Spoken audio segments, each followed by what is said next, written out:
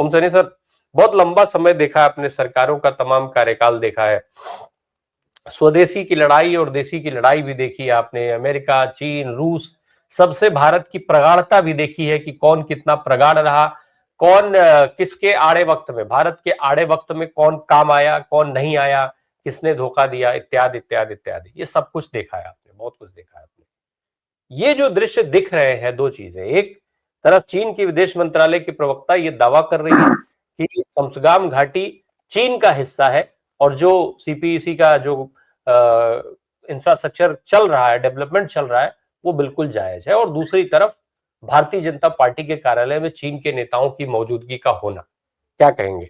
देखिए, सबसे पहले तो ये कि दुनिया की दो बहुत बड़ी पार्टियां जो क्लेम करती है कि उनसे ज्यादा है किसी की सदस्यता नहीं है, चीन और भारत की भारतीय जनता पार्टी जो आजकल ये दावा कर रही है, पहला तो ये है। और दूसरा, हमने तो इन चीन के वादों पर विश्वास करके अपना प्रधानमंत्री खोया है।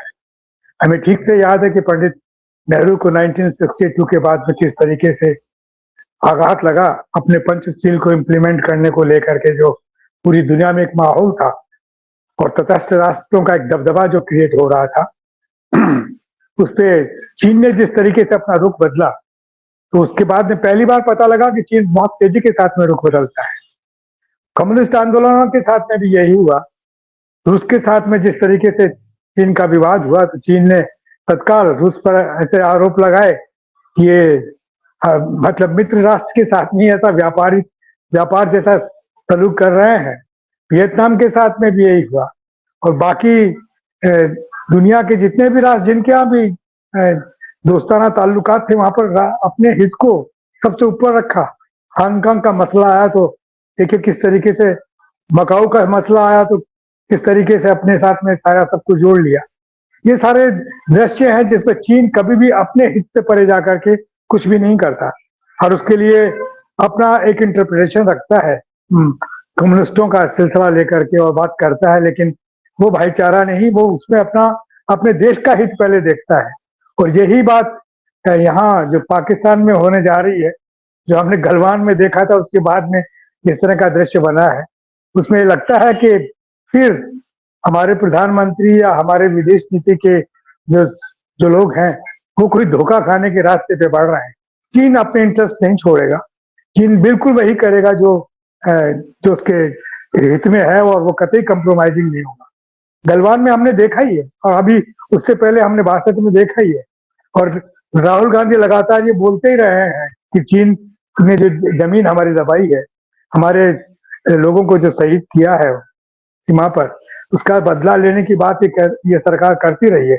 लेकिन अब जो भाव बदल रहे हैं उसके पीछे समझ में नहीं आ रहा कि किस लिए, क्योंकि सोवियत संघ भी आज, सोवियत संघ तो खैर है नहीं, रूस भी आज नहीं है, यूरोपियन देश भी हमारे साथ में अपने कंडीशंस के साथ में, अपने शर्तों के साथ में संबंध बना रहे हैं। रूस और अमेरिका ने हमको कहीं का नहीं छोड़ा है। और ऐसे में हमारे प्रधानमंत्री की चुप्पी बिल्कुल साफ बता रही है कि हमारी विदेशों में क्या हालत हो गई है। तो लग रहा है, शायद ये उम्मीद होगी कि दोनों पार्टी स्तर पर बात करें, चीन की पार्टी और भारतीय जनता पार्टी जो सत्ताधारी दल की पार्टी है, वो एक कोई राय बनाए अपनी और दुनिया में अपना दबदबा, अपना बाजार, अपना शक्ति केंद्र बना करके शायद कुछ करें। इस तरह की योजना हो सकती है। लेकिन और जो आपने बताया कि साहब, अगर हमने और किसी पार्टी ने ऐसा किया होता और किसी नेता ने ऐसा किया होता तो उनको वही सब कहा जाता जो है, तो वो उनकी रणनीति है। वो अब तो लोग समझ गए कि ऐसा बोलते हैं, उसके कुछ कारण है उसके पीछे। लेकिन ये जो अभी ये प्रयोग करने जो जा रहे हैं, ये प्रयोग निश्चित रूप से पाकिस्तान को भी भारी पड़ेगा। बहुत ज्यादा आश्रित हो रहा है चीन के ऊपर और हमें तो समझ जाना चाहिए और समझ जाना चाहिए कि अब हमें उस तरीके का विश्वास नहीं करना चाहिए जैसा कि 1962 तक हम करते रहे हैं और उसके नतीजे हमने देख लिए। मेरा ख्याल है कि ये जो कुछ होने जा रहा है ये बड़ा परेशान करने वाला है और इस पे चर्चा करनी चाहिए सारी पार्टी के लोगों से। मतलब जितने वो विपक्षी दल है उनके साथ में बैठ करके सत्ताधारी दल को बात करनी चाहिए कि हम जो कुछ करने जा रहे हैं उसके पीछे क्या हमारा मकसद है, वो स्पष्ट करें। वो जब तक स्पष्ट नहीं होता है तब तक ये कदम बढ़ाना मेरा ख्याल है कि ठीक नहीं है। जी नहीं ओम सैनी सर, ऐसा नहीं लग रहा है जैसे कि हम इतने बुरी तरीके से आज की तारीख में घेरेबंदी के अंदर बैठे हुए हैं कि जो जिसको जो मन में आता है वो कह देता है। भाई आज चीन के हम दावे की बात कर रहे हैं कि चीन की विदेश मंत्रालय की प्रवक्ता जो है वो सक्सगाम घाटी पे अपने कब्जे की बात कर रही है, वो अपने उसका अपना दावा ठोक रही हैं।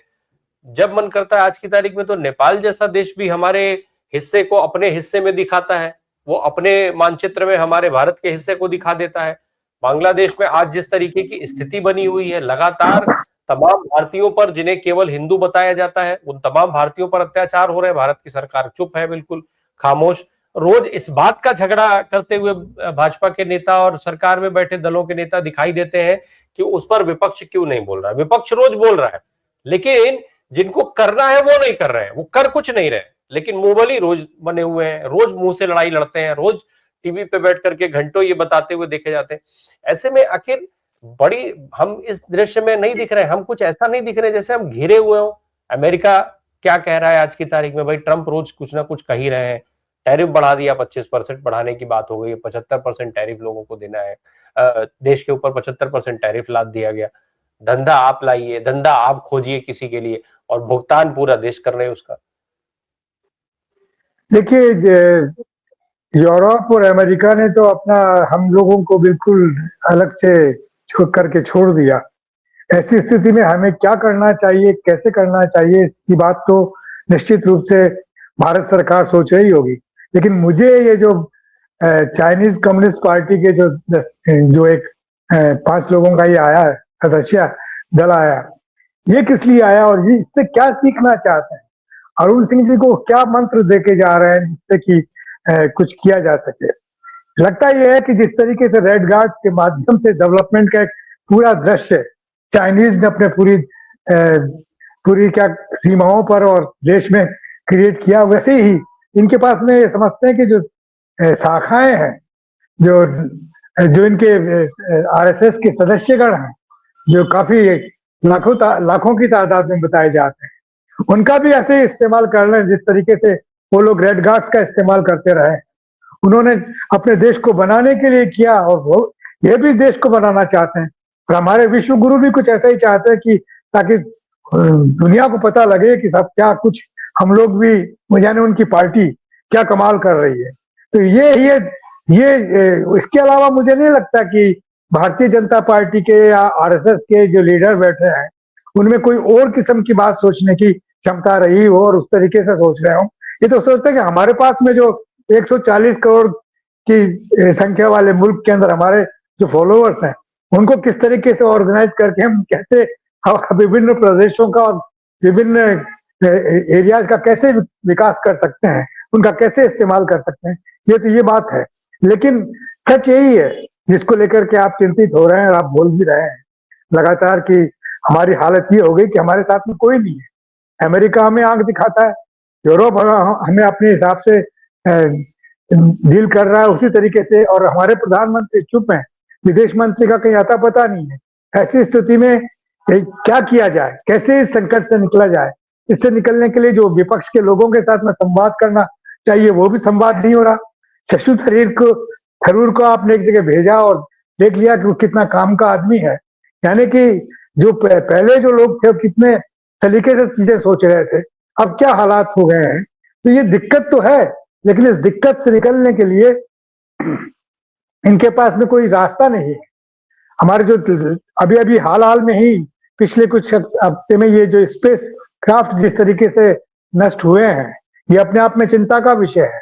और हम एक तरफ कह रहे हैं कि हमारे पास सब कुछ बड़ा मजबूत है, हमारे पास में उस तरीके का असला भी नहीं है जैसा पाकिस्तान के पास में है, उस तरीके का भी नहीं है जैसा बांग्लादेश के पास में बैठा हुआ है। पाकिस्तान ने जिस तरीके से अपना दोस्ताना ताल्लुकात वापस आरंभ किया है बांग्लादेश के साथ में और उसको एक अलग, तो वो हमारे लिए चिंता का विषय है। नेपाल में भी हमारे लिए कोई अच्छी राय नहीं है और वो लोग भी हमसे खफा है।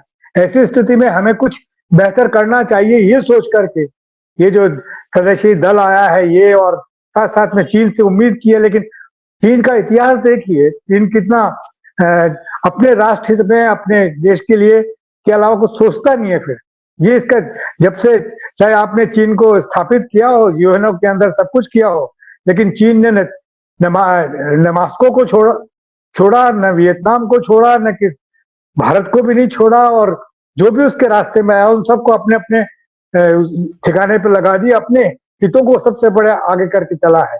ये इतिहास की समझ तो होनी चाहिए हमारे देश के बड़े नेताओं को, उसी तरीके से डील करना आना चाहिए। लेकिन सिर्फ विश्व गुरु कह देने से और इधर उधर जप्पी मार लेने से तो विदेश नीति चलती नहीं है, और ये हमने देख लिया। और वो वैसे भी नहीं हो रहा है, तो ऐसे में लगता है कि कुछ नया घटने वाला है। मुझे वो तो कुछ सूझा नहीं, ये सूझा कि सब शायद दोनों पॉलिटिकल पार्टीज एक दूसरे से एक्सचेंज कर सके, कि सब रेड गार्ड्स का आपने बड़ा बेहतरीन इस्तेमाल किया और आपने अपने मुल्क को बहुत आगे ले गए, हम अपनी शाखा का इस्तेमाल कर सकते हैं क्या? वैसे ये अरुण सिंह जी ने शायद सवाल पूछा होगा और उन्होंने कोई जवाब भी दिया होगा कि हमारे यहाँ हम किस तरीके से शाखाएं लगाते हैं, क्या क्या समझाते हैं, कैसे क्या कुछ कहने के लिए लोगों के साथ में एक भाषा देते हैं, जिससे हमारे यहाँ तो कुछ अलग किस्म का हो रहा है। ये आप यूं ही समझ सकते हैं, बाकी तो इसके पीछे कोई ज्यादा गंभीर बात नहीं है। इस माने में कि कुछ सीख लें हम लोग या हमें कुछ लाभ मिल जाए, ये संभावना मुझे नजर नहीं आती। जी।